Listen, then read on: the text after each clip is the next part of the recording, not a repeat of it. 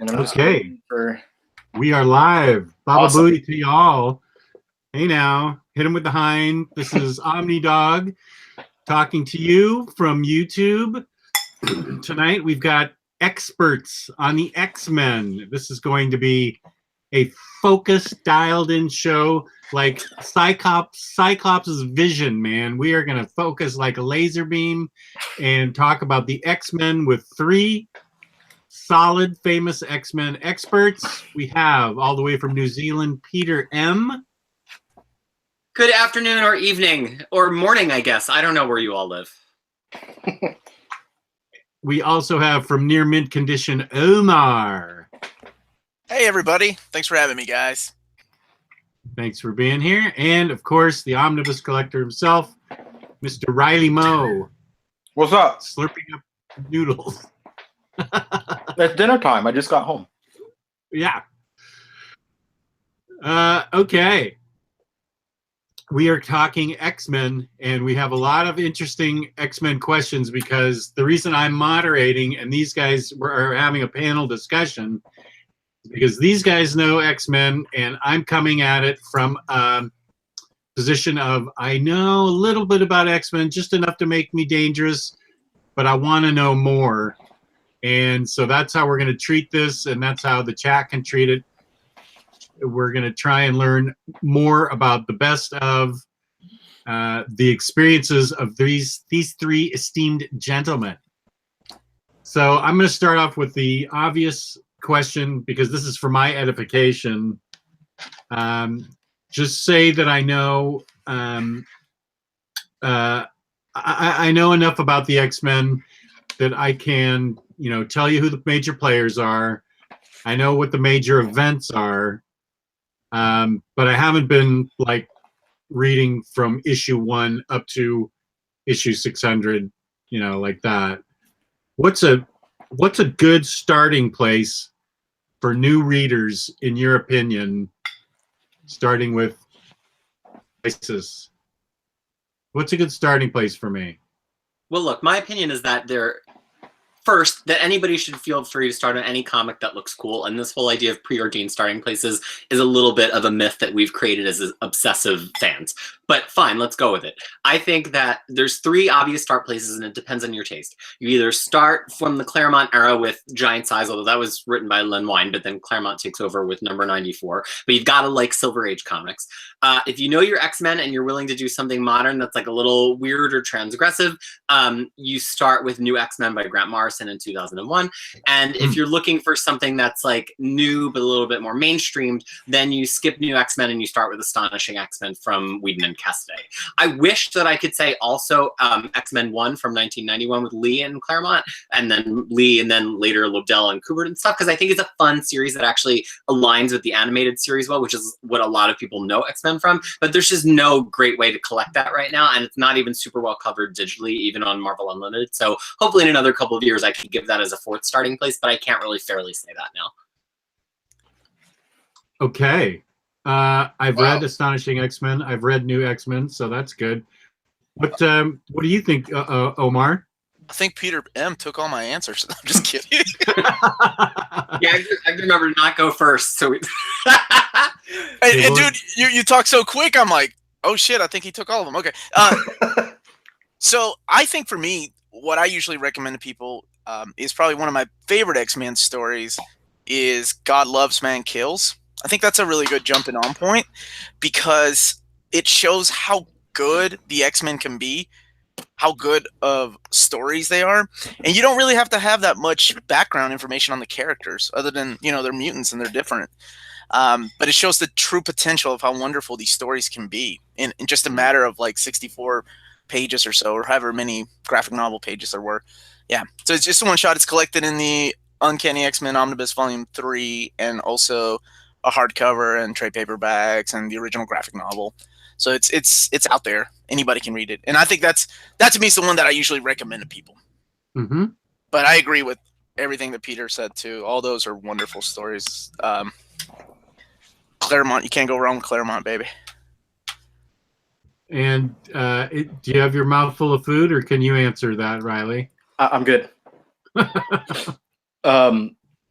Yeah, again, Peter kind of got the good answers in there, and I'm gonna say, I agree with all three of those. Starting with Claremont or Giant Size #1, starting with New X-Men or starting with Astonishing. But I'm going to say, usually I don't say start with New X-Men because a lot of people are not really ready for that kind of X-Men. They're not mentally fortified to start with Grant Morrison.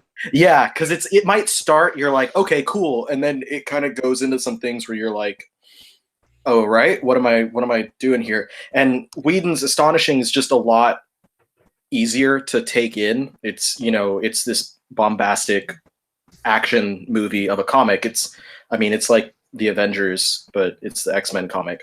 So it works really well, and it has a really great plot line. It doesn't really expect you to know everything about the X-Men, and it's just a nice, exciting place to start.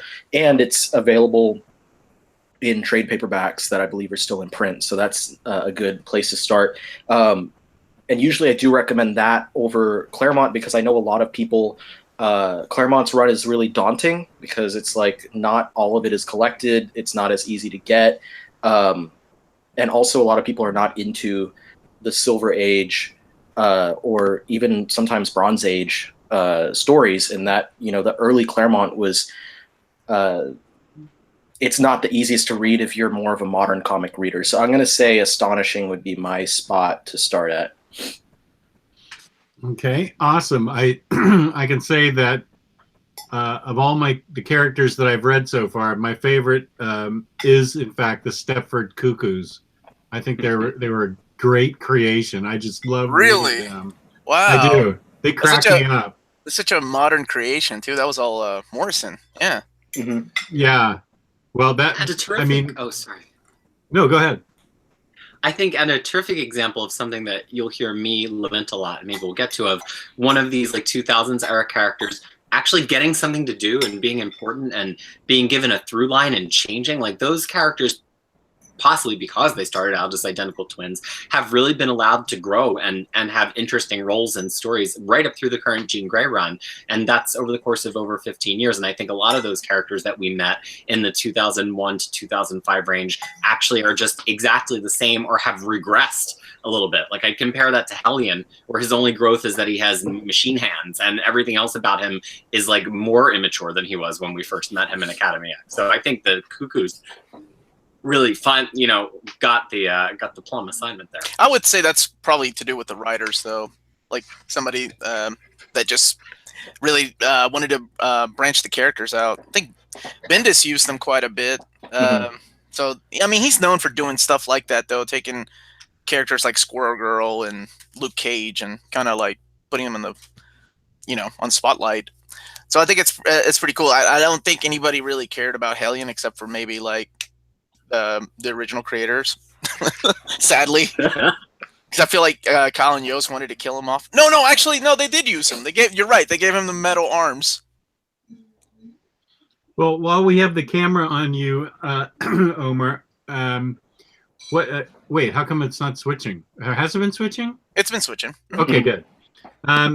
What is, in your opinion, the best recent X-Men book? The best recent X-Men book. I'm really enjoying All New Wolverine.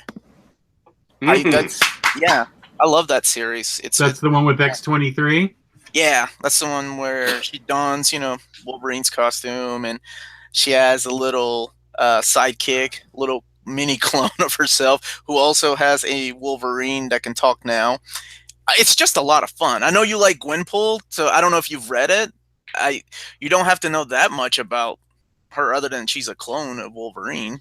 That's it. It's very endearing, I think, the way that she's written. I really like her.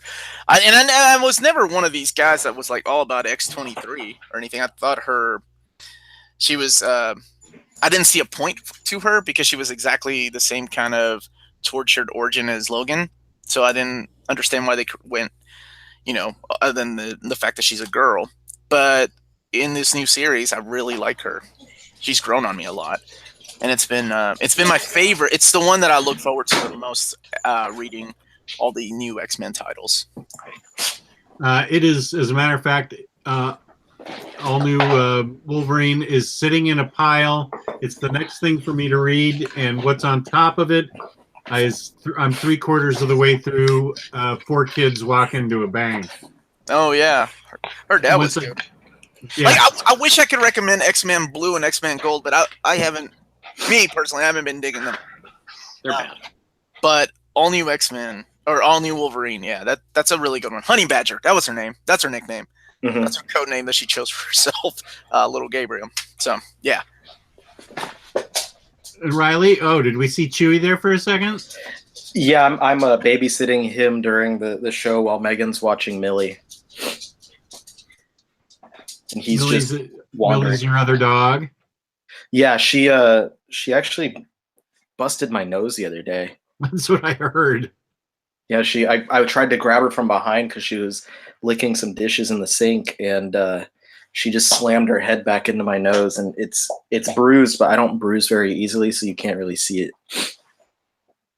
What I know you read a ton of X-Men on your lunch hour, especially every day. What do you consider the best recent X book?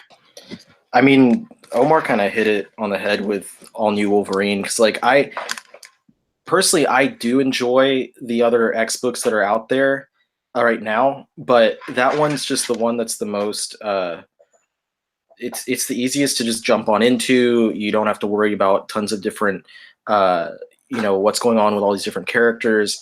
It's just a lot of fun. But I would say, and this isn't my answer, but the other book that was kind of equal level of quality to me was Old Man Logan, especially when Lemire was writing it.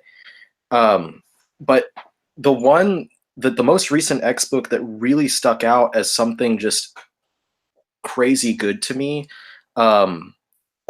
was really Magneto by Cullen Bunn. And that was the book that really had me starting to follow Cullen Bunn more closely in his work.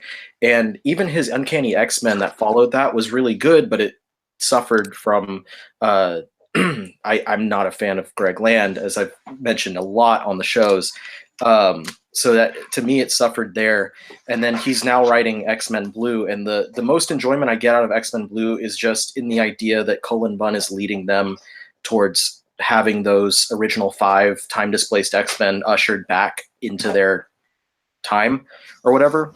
But his Magneto was just so great and such a good personal, nuanced story for the character, which is fantastic because he's commonly seen, as one of the greatest mutant characters and one of everyone's favorite villains, not just in the X-Men, but outright.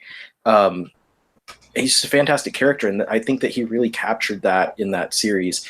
The only downfall of that series is that the last few issues, I believe, tied into an event, and it didn't really have the best wrapping up.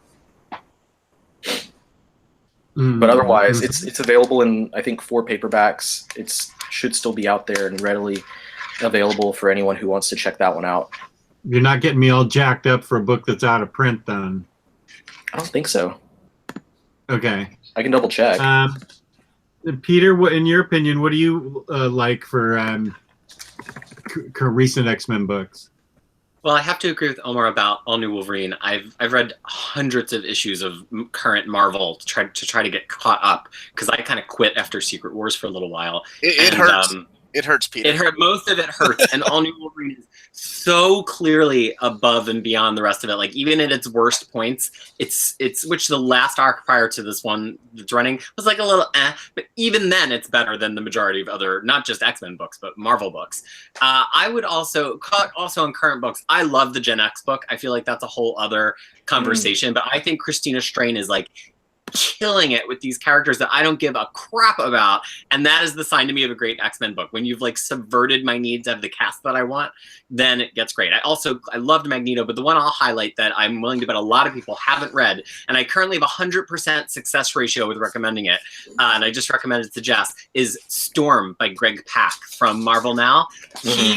did Storm in a way that I've never seen Storm written. He nailed her characterization. He paid respect to her continuity, that he had her do things that we've never seen with her before. It was gorgeous from front to back. It told a great story, and it was totally slept on. Nobody was talking about it month to month. I think out of all of Marvel now, from 2013 to 2015 in Secret Wars, I might like it the best out of everything other than Thor and Silver Surfer. It was that good. I completely forgot about Storm, but yeah, that was a really solid book. It was real good. And it reminded me that Pac, when he's on point, does voices like nobody else. He has his missteps. I've read not great Pac books, but when he like really like is locked in on a pitch, his success ratio with really giving us a perfect version of that character that feels real and tangible is so high. I haven't read that one. I'm writing all these down. Magneto and Storm. So I'm writing them down. As far as I'm concerned, this is like a personal chat. I mean, the other people can be watching, that's fine, but this is my own personal chat, so I can learn more about all these titles. And don't forget about Generation X that Peter mentioned. That one is a really good book. I can't believe I forgot about it. When I was sitting there. That's a current book? When they heartlessly cancel your favorite book, it's easy to like bury that memory. The problem with that one is like, they can't keep an artist on it. It's like they keep switching artists, and they don't give her the greatest artist either. I feel like they're trying to like get some kind of like indie vibe on it, which they don't necessarily usually do well on X-Men. Yeah, I like that main Amilcar, the main guy. I like how everybody looks like they're through a fisheye lens, and you're like looking at them right at the nose. But I like it. It works for me. What about pre-Marvel now X-Men? Are there any hidden gems there that maybe I would be overlooked by the general populace that I could get a recommendation, something that everybody else missed? Maybe how far back you want to go, Jess? 1963. Oh, okay. I didn't know how far back you wanted to go. You said pre. No, don't go any further back than the 90s. Man, there's so many good titles that I don't think get a lot of love. Like, and my personal favorites are like Long Shot. I love Long Shot. Long Shot's wow, I would have never guessed that. I know, I love it, dude. It's a guilty pleasure of mine. Arthur Adams, and Innocenti. Oh man, I loved it. It was like watching television. But and then that ties into like Uncanny X-Men Annual 10. But the one I guess I would go with maybe Fallen Angels. I really liked Fallen Angels too. That was Joe Duffy. I remember it was going to be called Misfits. Do you remember that? When they were advertising it as the Misfits? It's like Sunspot accidentally knocks out Cannonball, and him and Warlock decide to hit the streets and then meet up with the Vanisher, and the Vanisher is like kills a monster. Yes! Oh, I love that. It's such a fun book, man. I love that book. It was supposed to get a follow-up too, but then never happened. So yeah, there's so many good ones. I forgot about all those little mini storyline. Fallen Angels is a storyline. Yeah, Fallen Angels is a miniseries. It's like an 8-issue miniseries. Miniseries, okay. Yeah. Like one of the characters, Ariel. I think she was in the X-Men Utopia series too. So that's where she debuted.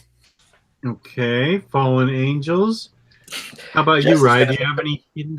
What's that? I was gonna say Jess is gonna make a big order right after the show. I am. Yeah, that's true. He's like, man, I've been needing some more X-Men stuff to read. Well, I admit, I'll tell you right now, I don't have the most extensive knowledge, but my favorite character, my favorite X-Man is Magic. I don't know that much about her, but I mean, I know what I like. Awesome Magic series. I love the Magic miniseries, the original one. That was a good one too. The one that takes place. Is that the one Ileana and Storm? Yeah. Nightcrawler. I think I might have that. It was only 4 issues. I think it was collected in the latest Uncanny X-Men Omnibus, and it was also in one of the New Mutants. Wasn't it in the New Mutants classics too? I think it was in like the Epic collection. Epic, maybe. Yeah. Hey, what's up, everybody? What's up, Gabe? How's What's up, Gabe? You're like the only guy wearing an X-Men shirt. I know, dude. I saw. I was like, am I I've the got- only one that came dressed for the occasion? Wait. I've got a Magneto.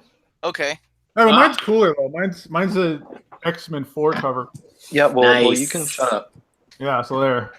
That's Riley's dressed as Wolverine from New X-Men, so he beats you. Yeah.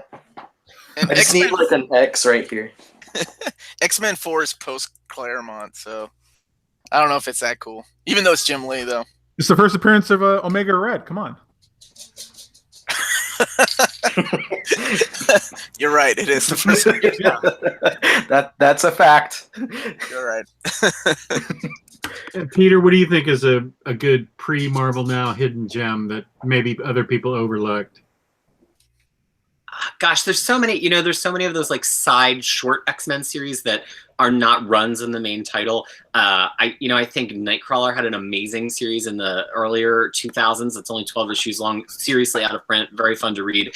I wish Marvel would do a collected edition of X-Men Academy from after House of M when it gets really, really bloody and deadly. That was a fantastic comic book. But my all-time favorite is this right here. I love Excalibur. I love it from the beginning with Chris Claremont and Alan Davis, through Alan Davis writing it himself from about 42 or 43 through the 60s. And I think at that point, the team was so well established as a family and we loved them so much that even when other writers jump onto it and kind of do like material, plus Warren Ellis, who does way better than material, it still really holds together and it's enjoyable. It's enjoyable through Ellis. It's enjoyable the whole last like 30th issues by Ben Robb. It's just a fantastic X-Men title that's really the X-Men as family. Was it enjoyable through the Britannic period? That's the part that I like really gently glossed over. Yeah. Yeah, I noticed that. But you know what? Here's the thing. I think when you have a book where you really establish the character voices and relationships well, that can survive, like in retrospect, 6 or 12 issues that weren't that great to read at the time, because you don't lose the thread of the characters the way you do in a book where like nobody's got an established voice and each writer completely changes it. Like even if Britannic was weird and bad, you still had Kitty, you still had Nightcrawler. Well, it was just weird because it was like right after Alan Davis left. Scott Lobdell came on. He got rid of like 90% of the cast. He was like, I don't know who these characters are. I don't know who Captain Britain is. I'll just make him really cool and call him Britannic. So yeah, I thought I was a teenager when that book was coming out. I was like, Same. Wait a minute, this guy doesn't know these characters. That's why they're gone. I also have a fun. I did a custom bind of all my Excalibur issues. That's how much I love it. Because I have it all set up for a bind, and I haven't done it yet. Dude, I picked the one X. I looked at all my X titles. I'm like, what's the one X title that I know will not be made into an omnibus? And I went with Excalibur over New Mutants because I figured one day maybe New Mutants will get an omnibus. Well, one day we're gonna get it. I guess when that movie comes out, maybe. We'll have another chance to get the releases right next year when the movie comes out again. Wait. They actually make omnibuses of movies that get shelved? Maybe. No, it's I don't know if they still do that or not. I'm putting it out there in the world. It's shelved. You think New Mutants is getting shelved? Yeah, I think so. And that would be really depressing. I thought it was already done. It is. Like it was in post-production. Movies get done and then never get released. Oh, it sounded so good to me. That would really bum me out. Yeah, but that one had like a trailer. Anyway, sorry. Who was up next? That's in the trailer. I like that I went with 4 issues and Peter M was like, I'm going to choose 125 issues. I was like, long shot. Wait, that was 6 issues.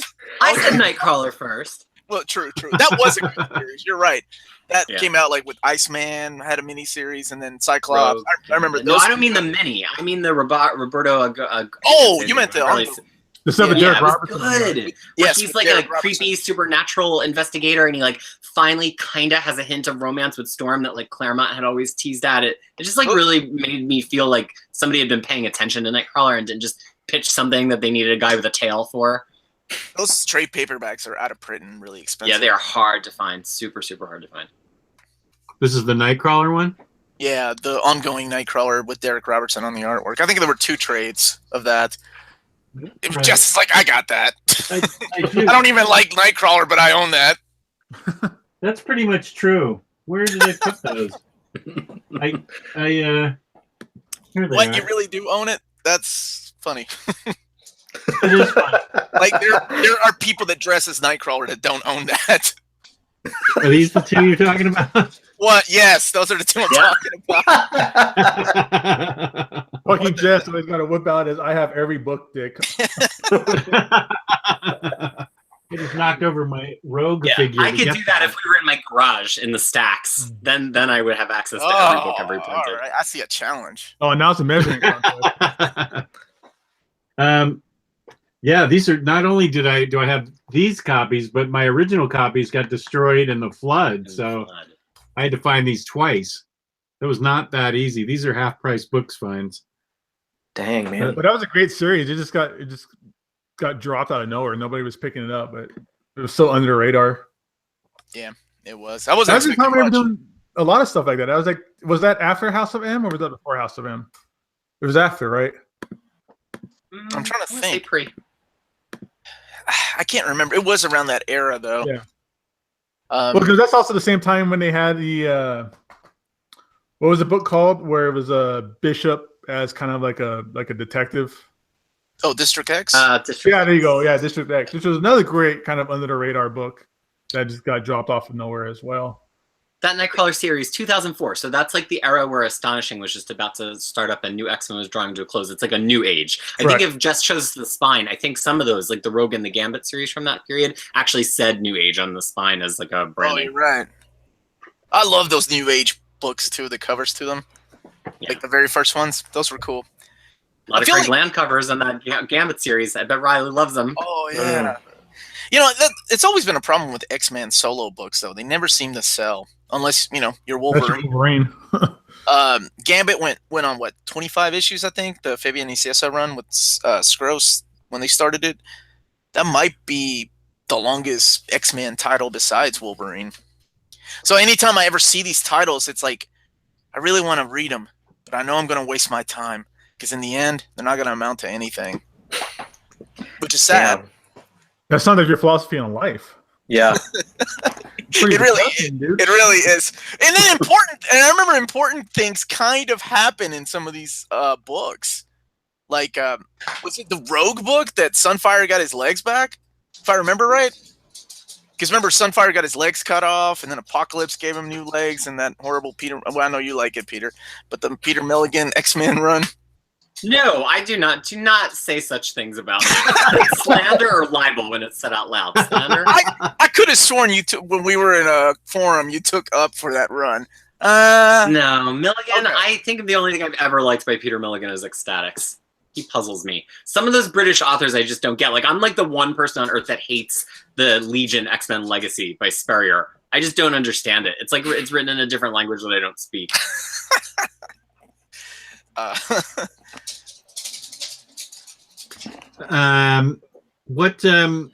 Let me think of some other questions that I'd like to ask about X-Men. Let's see. What are the books that we want to see you pull out of your shelf? Yeah, name some hard to find books that you want me to pull out of my shelf. Blood of Apocalypse. Was that what Blood of Apocalypse by Peter Milligan? That fucker. I hated that book, but I'm a completist and I own it. It's on my shelf. Holy This shit, book? he does own it. Yes. Jesus. What is wrong with you, Jess? Do you have all of the new X-Men Academy X stuff? I do not. Ah, yes. We got I one. don't have any Academy X stuff. Stump I've got- Should I? Game over. Should I? Should I have it? Those are good. I like that run. That was what I was talking about. The New Mutants started off as like the Right. 12 issues, and then went on to become New X-Men Academy X, and then it went. Oh no, it stayed as New X-Men for a while.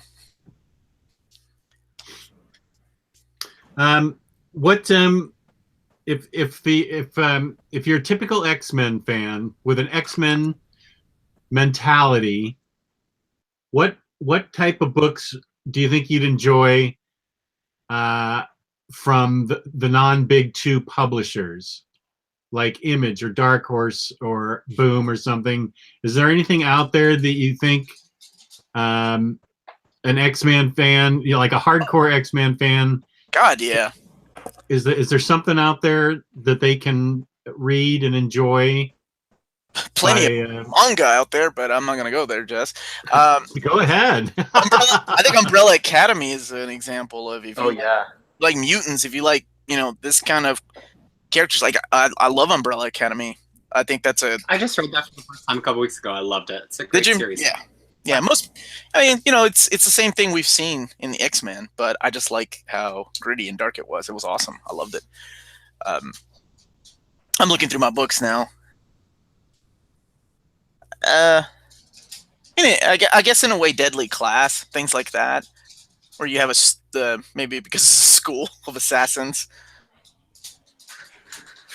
In the chat, they're saying Harbinger by Valiant. I can see that. Yeah, I can see that. And of course, Doom Patrol, that's why I went with Umbrella Academy. I'm really stumped on this one. I'm looking at my shelf and I'm like trying to find something that I really feel like would resonate with somebody who... That's not X-Men? That's not X-Men. That resonate with somebody who's a big X-Men lover. I don't know. I guess if you were looking at DC, I would go with New Teen Titans by Wolfman and Perez. Oh yeah, well DC, let's fold DC into it. What's a DC book that maybe an X-Men fan would like, Riley? Any idea? Morrison's Doom Patrol is a pretty easy answer there, especially given Morrison's work on the X-Men. It's, weird type of book. I don't know, just to me that fits. And then obviously there's Doom Patrol X-Men connections from the past. Or obviously, like Omar said, New Teen Titans, which was really meant to be an answer to the X-Men. And fortunately, DC is finally putting out new collected editions of that series, both in paperback and in omnibus, and fixing the ridiculous gap that they had in the third omnibus. Yeah. Did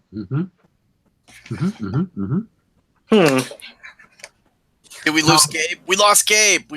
Where'd Gabe go? Because we weren't talking about Maggot? Aww. What? Oh, there he is. Okay. He heard the word maggot and he showed up. He heard the word maggot. He changed to a different X-Men shirt. All right, two No, he didn't. What? Is that a new X-Men shirt or the same one? Bergelli said Sovereign 7. I haven't thought of that title in forever, but that's almost cheating because that was Chris Claremont writing that book. I forgot about that title. It was Chris Claremont and Dwayne Turner. They worked on that book. Gabe, you have a finger on the pulse of what people are buying singles wise. What do you think people are an X-Men fan could find out there in singles today by DC or Image or something, non-Marvel stuff? Something that would be X-Men type ish. Well, that would appeal to an X-Men reader. Is there anything out there? Man, that's going to stump me for a second. When I think about it, I think there's a lot of good books out there for singles. And if you kind of like a team kind of fighting, I don't know. I think just for the teen aspect, I really liked Teen Titans is really popular right now. Mm-hmm. Or even I think it's not really X-Men related or anything like that, but I think Doomsday Clock, if you're an X-Men fan, I think you'll really fall in love with something like Doomsday Clock right now. Okay. That's something I'm not going to read until like 2020 when it's collected. When all of a sudden all the Watchmen are hanging out in the DC universe, you're like, when did this happen? Yeah, Dr. Manhattan's wearing Superman's outfit. I'm going to go, what the hell is this? But I think there's a good point there, because Doomsday Clock is taking this, for me, unexpected turn of like grounding the DC universe a little bit in a long history of continuity that hadn't always been attached, and then also in this very real wonder of like, why does the United States have all of these heroes, right? A question I asked Hickman at the beginning of the Marvel Now Avengers run of like, are we going to talk about why Earth has all of these superheroes? And he said, kinda, and it kinda did.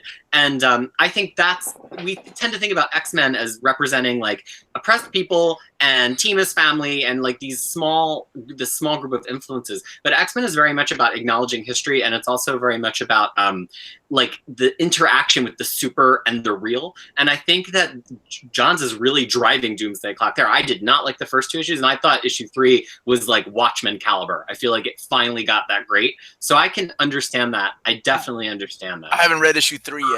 I was with you on 1 and 2, and I think Riley said it best. I don't understand why this exists. Like there is no purpose to this other than cashing in on Watchmen. By the way, I love the fact that you're tying it in with that shirt, and it's still X-Men related, Peter. Still X-Men related. Yeah. So yeah, I haven't read issue 3, so now I'm excited to read issue 3. Have you guys read Phoenix Resurrection? Yes. Yeah, I really want to know what you guys think, because I talked to Gabe and Jess about it, and I really kind of dug the first 2 issues. I read issues 3 and 4 just yesterday, or no, today. I caught up with issues 3 and 4. But what did you guys think? I just read the 4th issue during my lunch today, because like Jess said, I read a lot during my lunch, and I actually really dug the 4th issue. I thought it was really interesting. Like, I guess the best, most succinct way for me to put it is Marvel, if you're deciding to bring Jean Grey back again, at least you're doing it in an interesting way. That's all I'm going to say. Okay.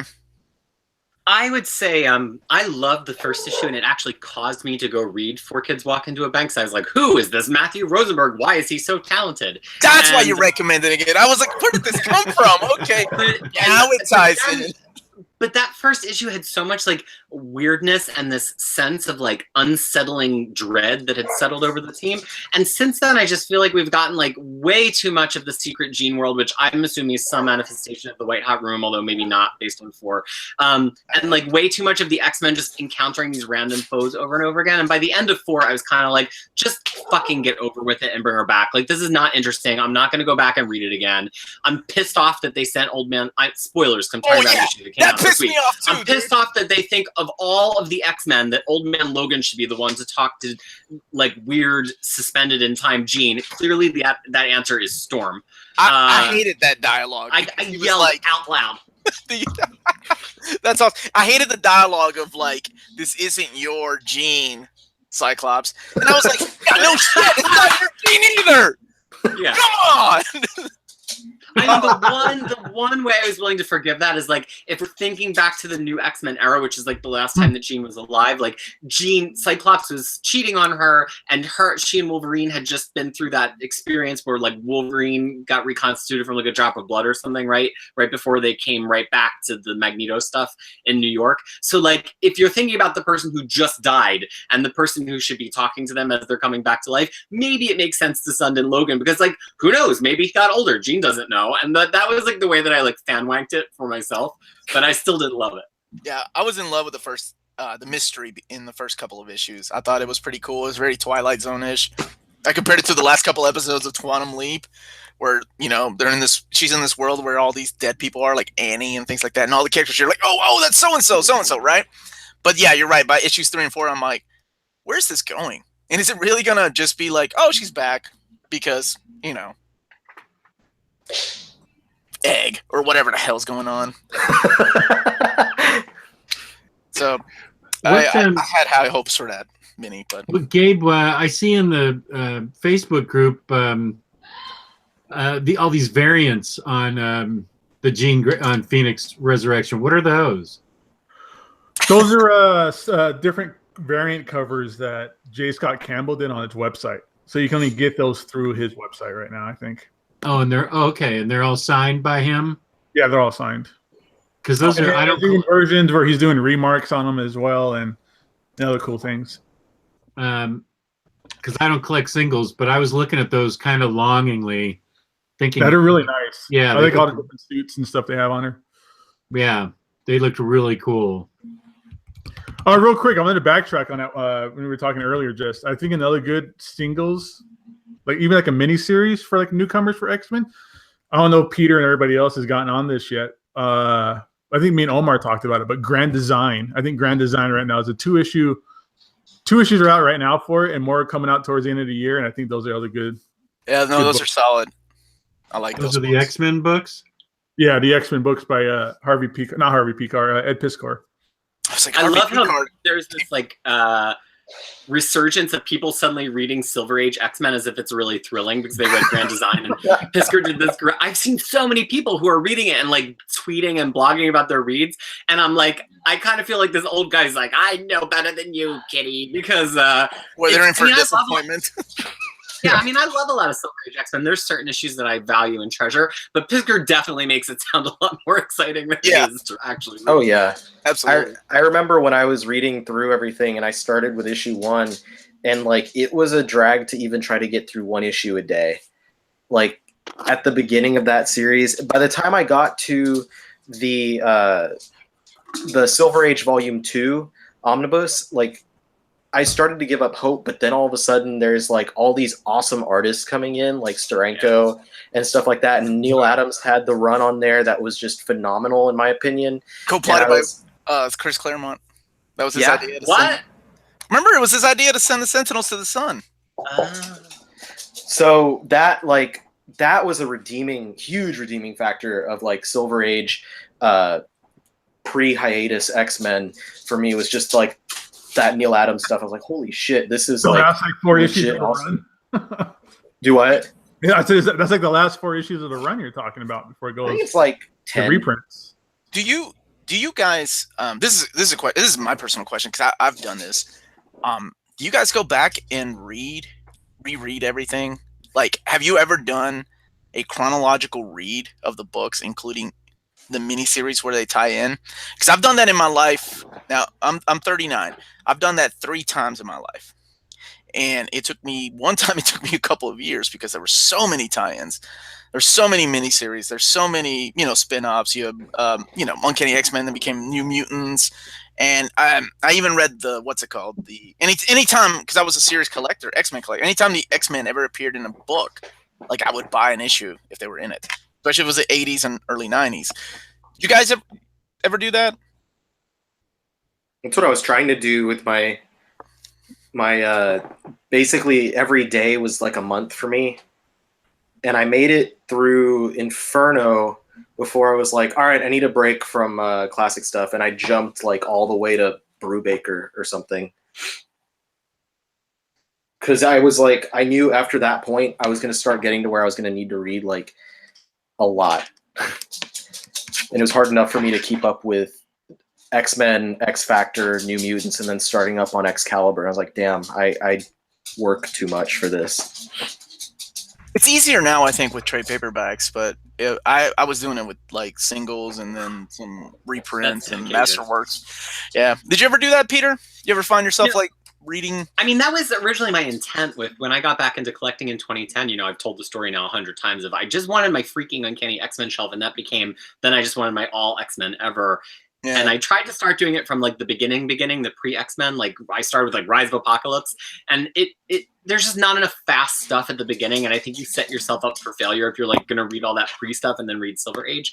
So I've been thinking about what maybe should come next on my YouTube channel, and people clearly like when we all talk about X-Men. So I was thinking of maybe doing it more in the style of like epic collections, where I kind of break it up into blocks and say like, okay, we're going to do block number and like shake the lotto cage 200. Let's see, block number 200 is Peter David X-Factor, and kind of do it that way, because I think at this point, like we all know the story, and it's not like we're going to like get that much more out of it by forcing ourselves to read it all sequentially. I think the goal is to like fill in the gaps and refresh ourselves in the material. So that I'm currently considering doing that. I can tell you right now, I'm never going to make it all the way through the Silver Age if I try to do it sequentially.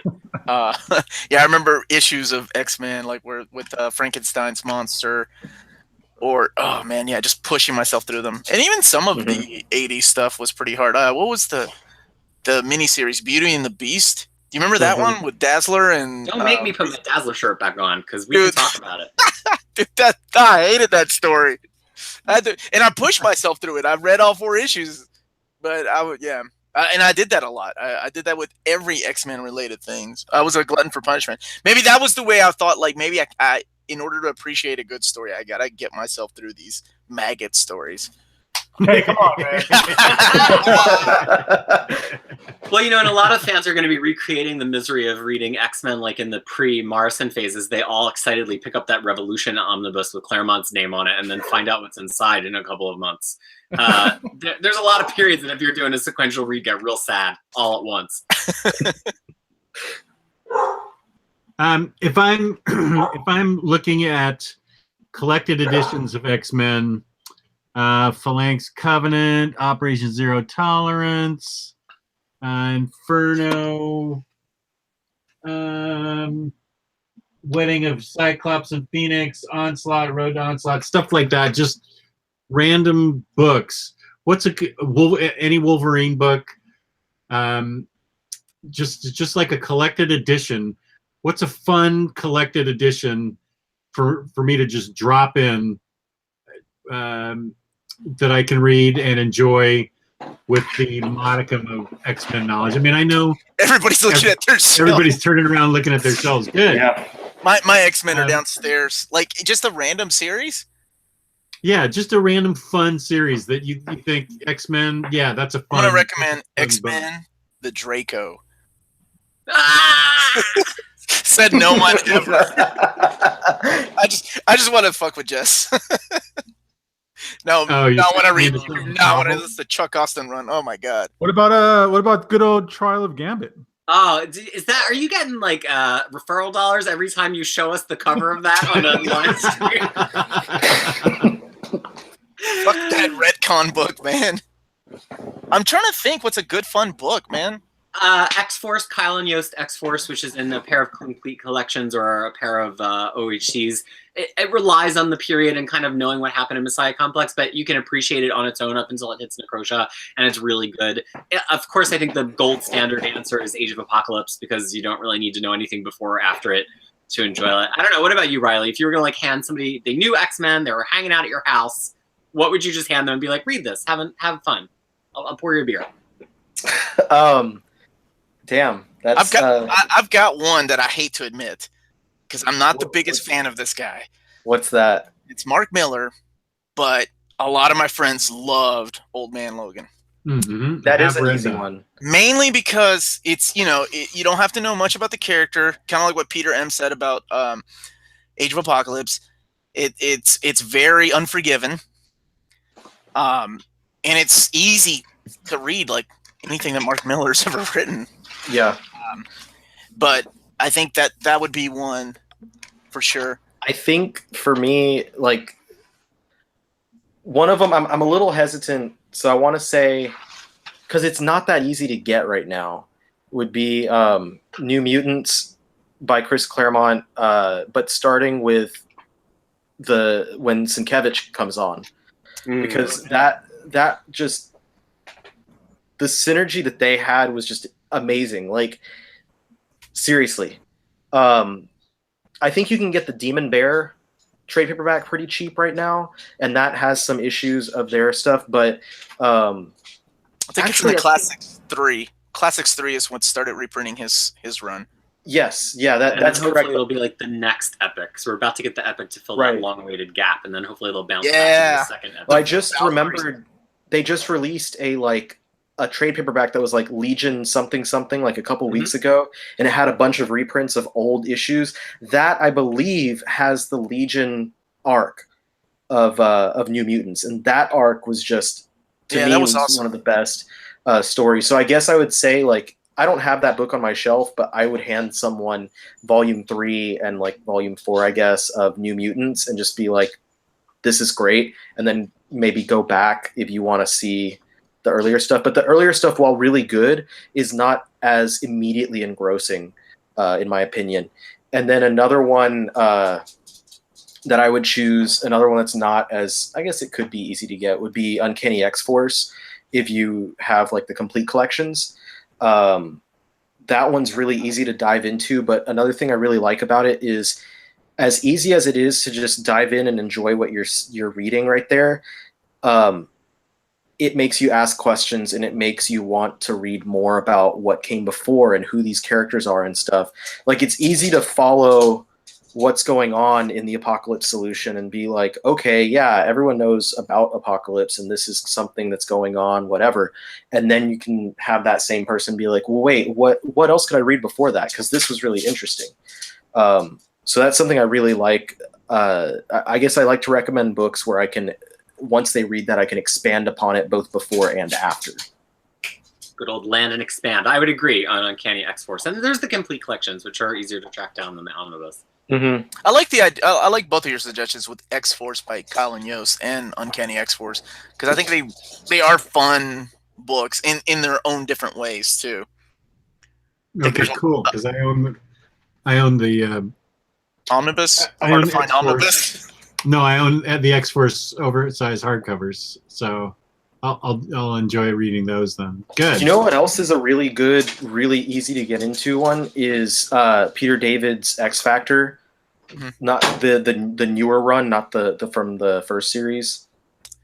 The Madrox miniseries leading on to Yeah. the X Factor. Yeah, that was really good, and you don't really have to know much about. You really don't, because they're not really any big characters. It's kind of just, you know, the hodgepodge of. It's the island of misfit mutants is going on right there, and it's fantastic, and it's so easy because it's self-contained. I think it crossed over into like one event, but it's very nicely self-contained and easy to read and easy to recommend to people who just have a basic knowledge of who the mutants are. What about you, Gabe? What would you suggest besides the Trial Gambit? Well, no, I think Riley took my answer. I was thinking of X Factor too, because I love that series. Same thing he was saying. It's all self-contained. It doesn't get sidetracked too much by other ongoing series and things like that. I don't know. I mean, what do you guys think about maybe somebody getting into like Ultimate X-Men? Wait. You know what? Cable and Deadpool. I forgot about that series. I love Cable and Deadpool. Oh, how about Ecstatics? Oh yeah. Well, okay, Ecstatics was really solid. And then I think halfway through it kind of lost its steam. Yeah, I loved Ecstatics. I could acknowledge that. Maybe it overstayed its welcome. I hate to even say it like that because it was so fresh and new when it was coming out. See, so maybe I do like Peter Milligan, Omar. Maybe you were right. I'll retract my lawsuit. But Gabe asked us if we like Ultimate X-Men. I have to abstain because I don't read any filthy non-main universe X-Men. Oh man, filthy! Woo. So yeah, somebody's Strong been asking words. about Ultimate X-Men. I thought that was the time when I was coming back into comic books. I was reading comic books again, and you know, for what it was fun. But then I kind of just got bored with it because I felt like I'm just rereading older things that were told better, and somebody's just rehashing those old storylines. Like I think I stopped reading it. Brian K. Vaughan's take on Mr. Sinister was pretty interesting. There were a few things I thought was more interesting. I think by the time Robert Kirkman took over with the whole Cable and Wolverine, Strife, and Onslaught thing, I was just done with that series. And apparently so was Marvel because they ended it like a year later. Well, we have like 5 minutes left, so why don't we first let's acknowledge the most important thing said the entire night. I like your Lucky Charms pop, Jess. So Really? That's the most. Yeah. Really? That's the most important thing is my Lucky Charms pop. Thank you, Mr. Johnny Kid. Why don't we open it up to questions because we have 5 minutes left and we have all the experts ever under one tent right here. Fire away and see if you can stump the experts or at least get an opinion from them.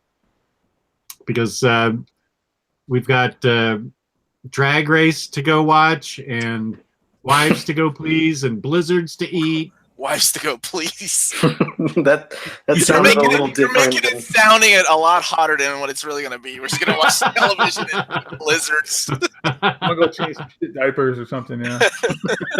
I'm gonna like walk a dog. There's not a lot of things I would choose over talking about X-Men, but eating a Blizzard might be on that list. So Why did Yeah. Wolverine and the X-Men cartoon get canceled? It only lasted one season. That's a good question. I love that cartoon. I thought it was great. I kind of like a lot of the X-Men cartoons. X-Men Evolution, where X-23 first appeared, Mhm. and Yeah, in the original Fox Disney or Fox now Disney X-Men cartoon. Yeah. Which was a lot of gateway to a lot of people's introduction to the X-Men universe, which was great. Well, bringing that up, Omar, what's everybody's favorite like X-Men adaptation? Like, could be movie, video game, cartoon. X-Men: The Last Stand. Said no one ever. Oh. I told you my story, right? Somebody bought me the box set. I was like, nope. I took that shit back to fucking Best Buy, and I bought myself X-Men 1 and 2 because I refused to put X-Men: The Last Stand in my fucking shelf. That movie does not exist. Well, well, technically they did retcon that shit, didn't they? Yeah, So, yeah. of course. So what was your question? What's the best like adaptation of X-Men? Yeah, your favorite adaptation: movie, video game, cartoon. Something outside of the world of comics. The 6-person X-Men arcade game, which Yes. is the only correct answer. You're getting close to my answer, Peter. My answer is the Pride of X-Men original cartoon pilot. Oh, right, yeah, those are hand in hand. Where Wolverine was actually voiced by an Australian dude. Yeah. Awesome. Way to foreshadow.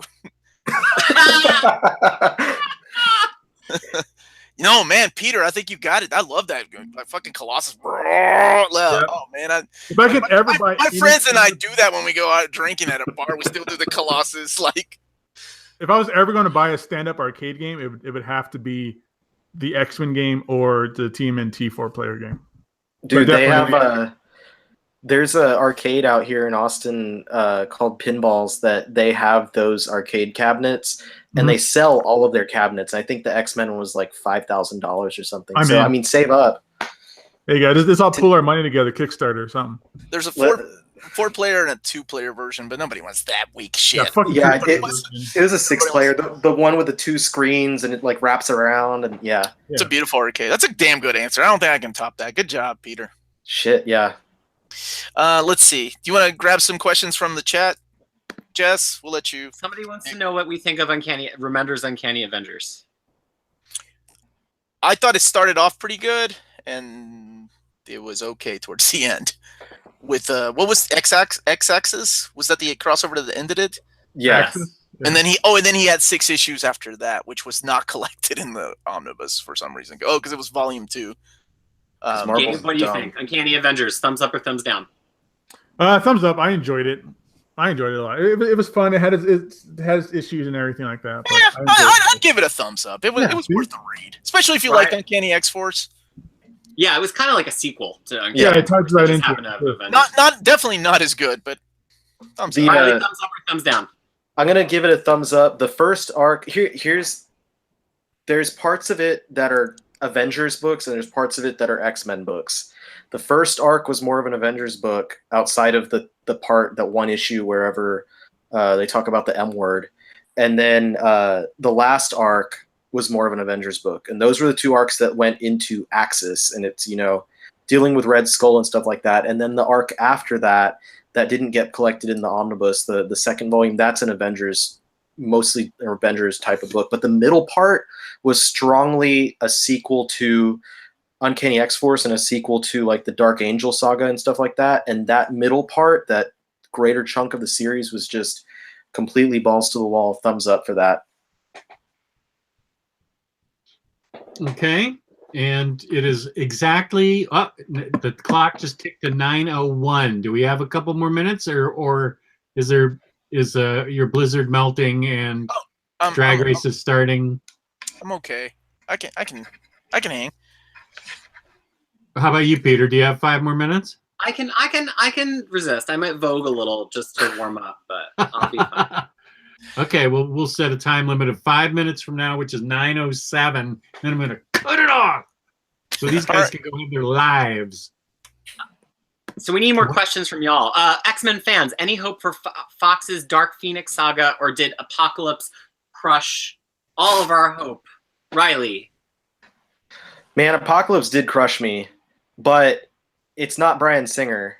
So I'm hopeful. I am hopeful, but I think that if this one sucks, then fortunately Disney's going to be doing some stuff because I would be done with Fox's X-Men stuff. Yeah, I can see that. I feel the same way. Apocalypse was pretty it's pretty apocalyptic. There was just some bad casting choices and just not well directing. Yeah.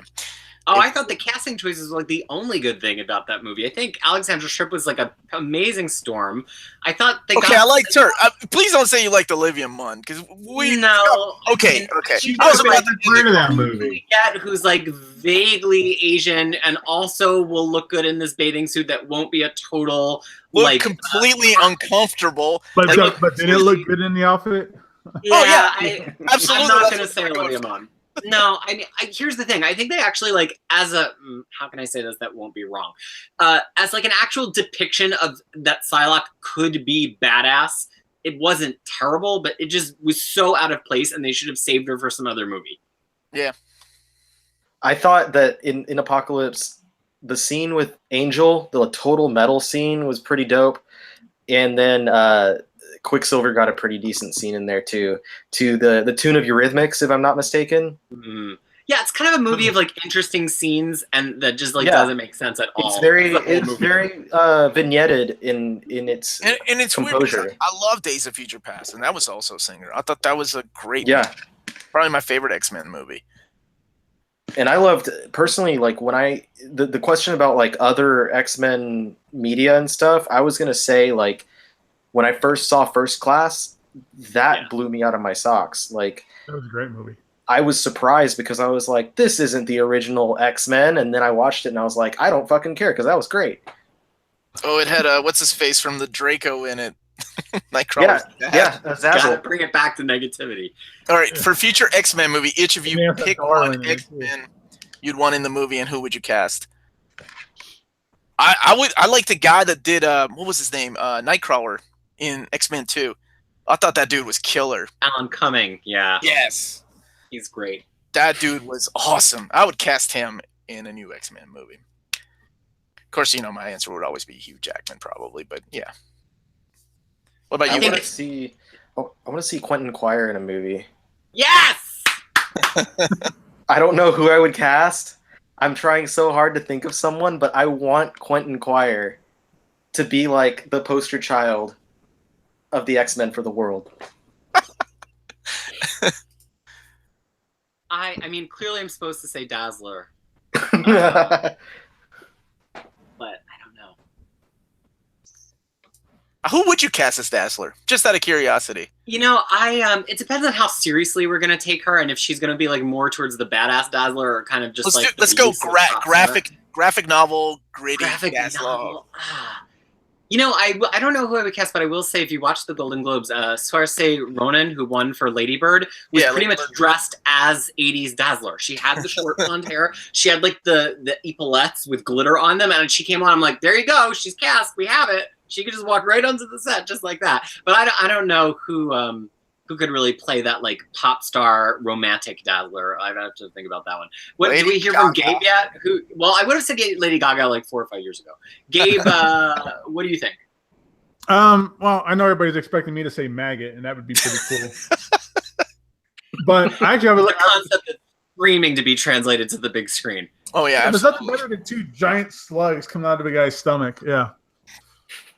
Well, I do. Well, besides Maggot, I do like obscure characters as well in the X-Men universe. Are you okay? I don't think he can take you seriously. I think I broke Peter. I was just living my maggot fantasy over here, picturing it as Gabe was describing. Yes. Did you also like Marrow? Marrow was cool, man. Like, especially when she started to take over the Morlocks from Storm, and they had that big fight. Yeah, Joe Madureira artwork. Everybody. But one of my other favorite characters, who's kind of obscure too, but I think really gets not enough credit, is Maverick. I know Maverick was David North. David North was in the first Wolverine movie, but he was just like completely miscast and completely interpreted as that character. I want to see the militant like metal mask, body armor, Wolverine's partner in like the Department X projects and stuff like that. That's the character I would like to see. The one that it was kind of like Longshot, who can kind of like tell 5 seconds in the future, and that's how you can win fights and do all these kinds of things. So I would like to see Maverick, and then since I said Longshot just now, I think Longshot would be badass in a movie. I want to see like a current style Mojo like version, like a big giant fat Mojo guy. But instead of it being like TV, it's more like cell phones and computers and stuff like that with these kind of contests. Huh. So yeah, Monet. Dr. Maverick Monet. one. I think she would be Mojo awesome. Longshot. Who's that?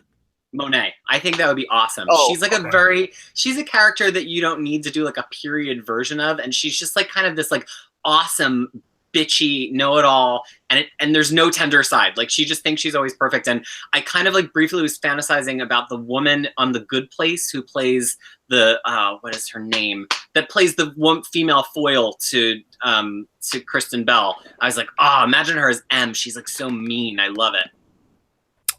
I like them. I loved her in X Factor as well as her first Generation X run. But I like your choice. I love Maverick when he showed up, Gabe. Yeah, he dude, was Maverick was badass. Then he got the Legacy virus, and he was in the the Weapon X omnibus that I'll be picking up. Yeah, dude. I mean, he had that great. I think it was like 13-issue series by Jim Chung. Yep. Which was great. Biggie Cheese's head's going to explode unless we ask this question real quick. Yes, what is yes or no? Yes or no? Do you trust MCU Disney to take the X-Men in a better and more satisfying direction? Yes or no? Will Disney fix the X-Men? It's a hard question because I feel like the first 2 movies in Days of Future Past were done right. If they go back to those roots, because to me, I don't think they need big crossovers with the Avengers all the time, because the X-Men, that's what I love about the X-Men, is they're a standalone, almost like a pocket universe. They don't need to be like hanging out with Peter Parker or, trying to pick up Thor's hammer. So I think if they go back to the roots of X-Men 1 and 2, and then parts of Days of Future Past, I would.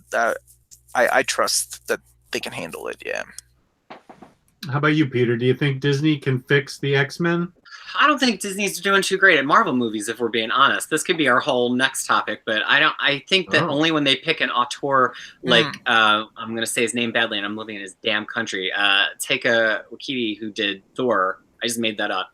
It was amazing. Thor was amazing. And I think when they get people with that vision and they let them do their thing, like they did with James Gunn in the first Guardians, then we get a good movie. And when it's written, even on Winter Soldier, but then when they like start like writing by committee and like figure out who's got to go into the movie, then they suck.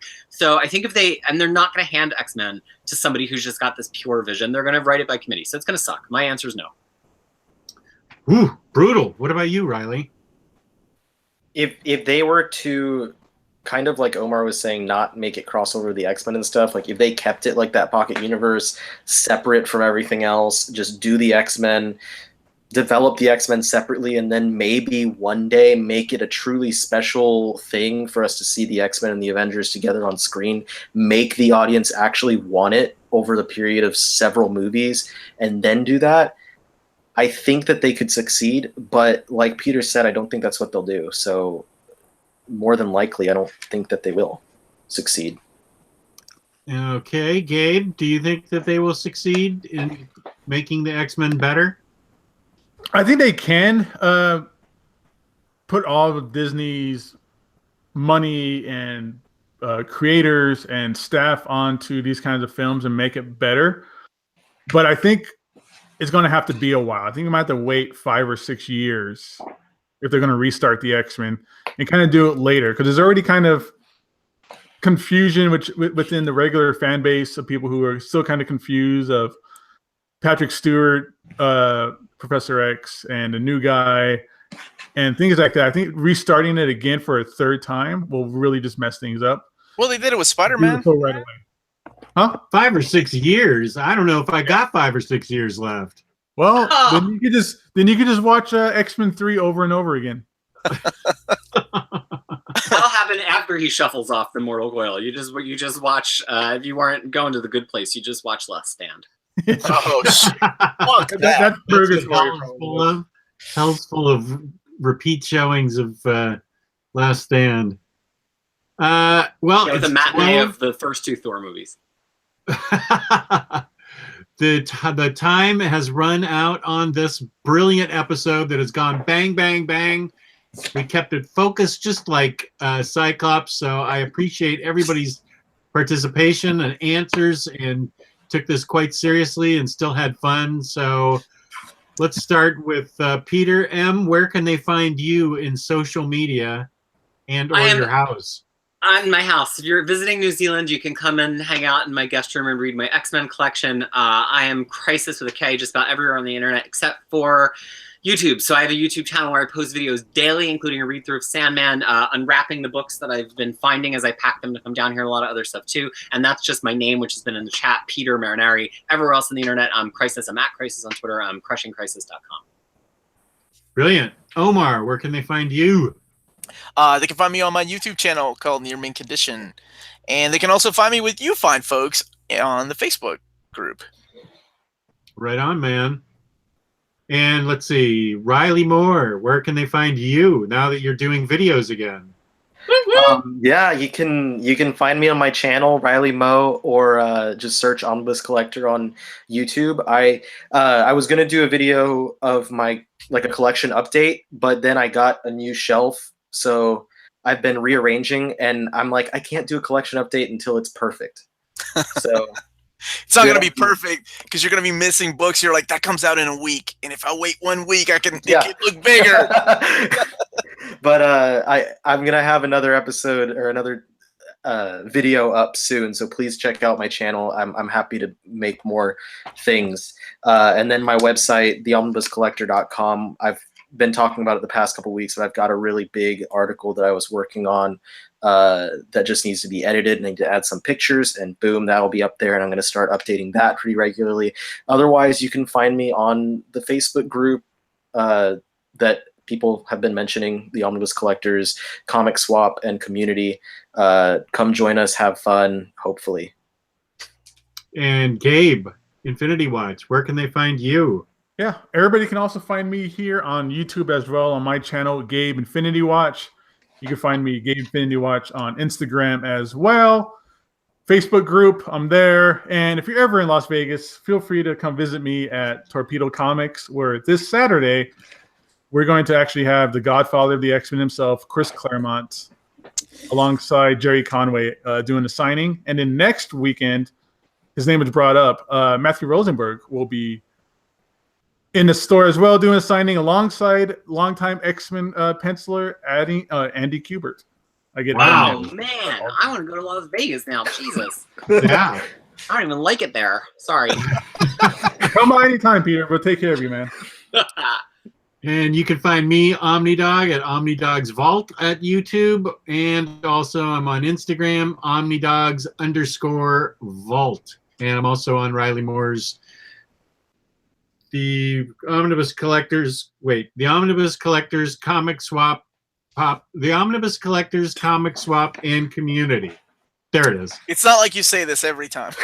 I know. It's like the Pledge of Allegiance. I always forget some of the words. Un-American. This was a lot of fun, guys. Let's do this again. Let's not Good. I learned a lot. This was a blast. Thank you very much.